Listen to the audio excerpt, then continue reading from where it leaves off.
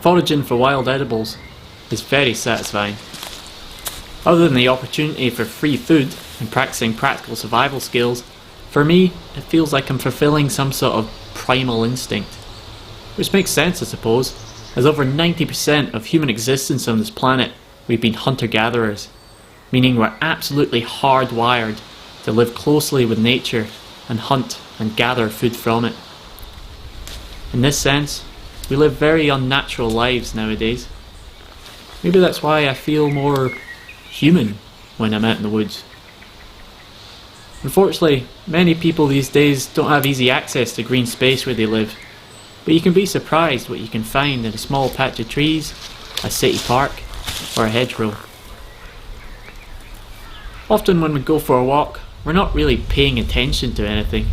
We're usually just staring at our feet plodding on the path, staring at our smartphones, or caught up in the never-ending thoughts in our head. But foraging gives you a purpose and a little mission for being outside. Once you've learned even a few plants, then your eyes get trained to spot them even at a distance or from your peripherals. And after a wee while, you learn more about their habitat, where they're found, and how they change with the seasons. Your senses become heightened, and you start to be more aware of the sights, sounds, smells, and sensations of the environment around you, allowing you to build a bigger picture about the ecology and the story of the habitat you're in. In the modern world, we're very disconnected from our food production. Everything conveniently wrapped in little plastic packages with a little resemblance of its original source. But with wild foods, you can't get much simpler.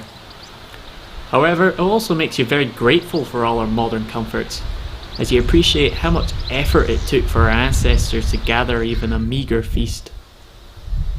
We've all heard the expression, you are what you eat.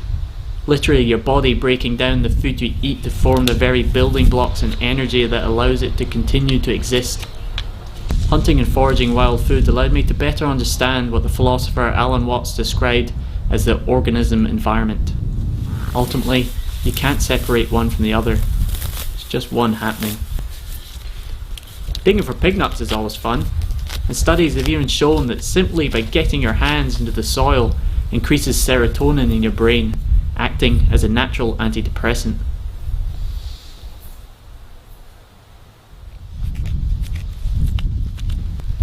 Might not look like much, but out in the wild, these are little nuggets of carbohydrate gold. But anywho, enough of my blethering. Here's me making a quick salad from what I collected.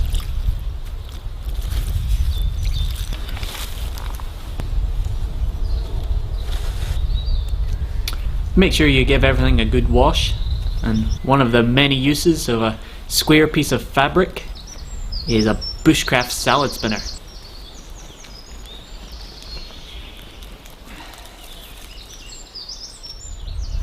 Tear up your harvest so they're a bit more bite size.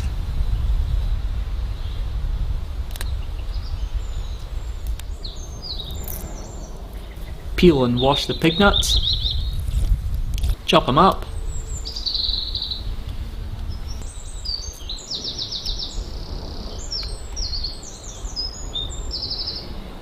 And any chef will tell you that presentation is very important, so why not decorate it with some flowers from wild garlic.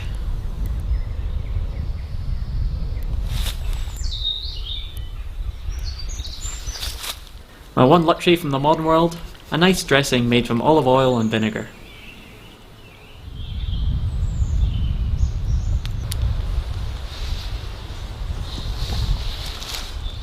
So there we go, there's a spring wild edible salad collected very quickly within a fairly small area.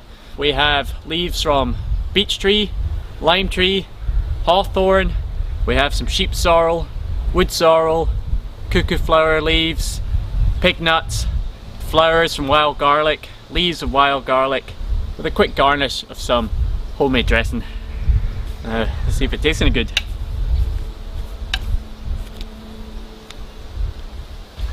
Oh, it's really tasty. The leaves from the lime tree act as a sort of general base, it sort of tastes like lettuce. You get the kick from the wild garlic, a wee bit of a mustard kick from the cuckoo flowers, a a bit of sourness from the two types of sorrel.